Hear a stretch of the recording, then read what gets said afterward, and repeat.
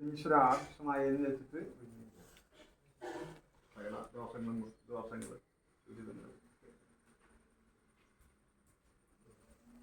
പ്രധാന ആയിട്ടിരിക്കുന്ന ദേവിയാണ് അല്ലേ? ഇവിടെ പ്രധാന ദേവിയാണ്.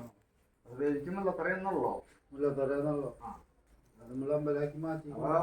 ദേവിമാര് കഴിഞ്ഞിട്ടാണ് വിഷ്ണുമായ. വിഷ്ണുമായ മന്ത്രമൂർത്തിയാണല്ലോ. മറ്റൊരു മന്ത്രമൂർത്തിയല്ല, പരാശക്തിയാണ്. എല്ലാവരും കഴിഞ്ഞില്ലേ?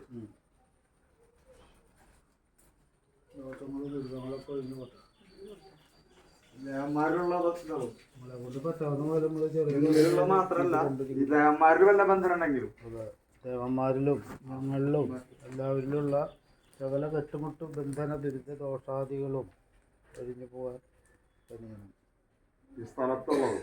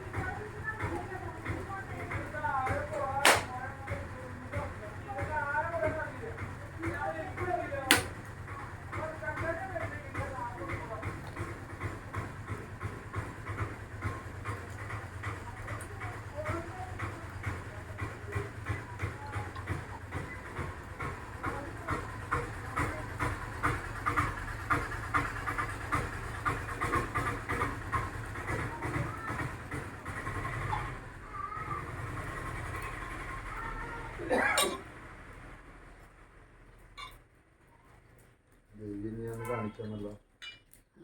ദേവിനെ വെച്ചേ കാണിച്ചെന്നുണ്ട.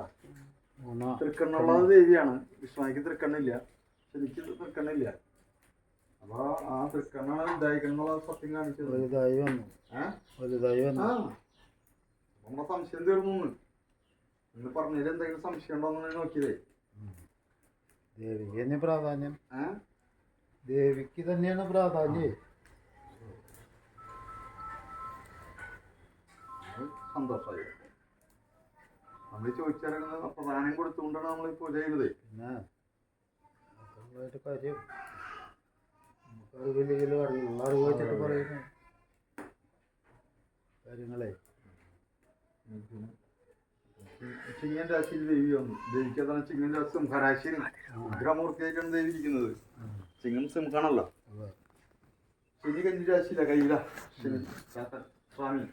ചാത്തൻ ഗണങ്ങൾ എന്ന് പറഞ്ഞ എല്ലാവരും കന്നിരാശി കണ്ടോ. മറ്റേ ചിങ്ങൻ രാശി. അപ്പൊ ദേവിക്ക് ഗുരുതിയൊക്കെ വേണം. കാരണം ചിങ്ങൻ രാശിന് ചിങ്ങൻ നിറം കാണാം.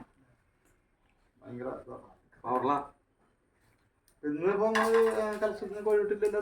ഇന്നില്ല. ഇന്നത്തമായിട്ട് തന്നെ പൊക്കോട്ടെ. കലശം നന്നായിട്ട് വെക്കുക, കടുംപായസം ഉണ്ടാക്കി വെക്കുക, സ്വാമിക്കൊക്കെ പലഹാരങ്ങളൊക്കെ വെച്ചിട്ട് കള്ളും ചാരായും അതിൻ്റെ ഉള്ളിൽ നമുക്ക് ചെയ്യാം. അവിടെ പാൽപ്പായസം കടുംപായസം. അപ്പൊ ഇനി നമുക്ക് ആ സമയമായി കഴിഞ്ഞാൽ ഒരു പ്രാവശ്യം കർപ്പൂരത്തിന് നാട്ടിലെത്തിക്കാം.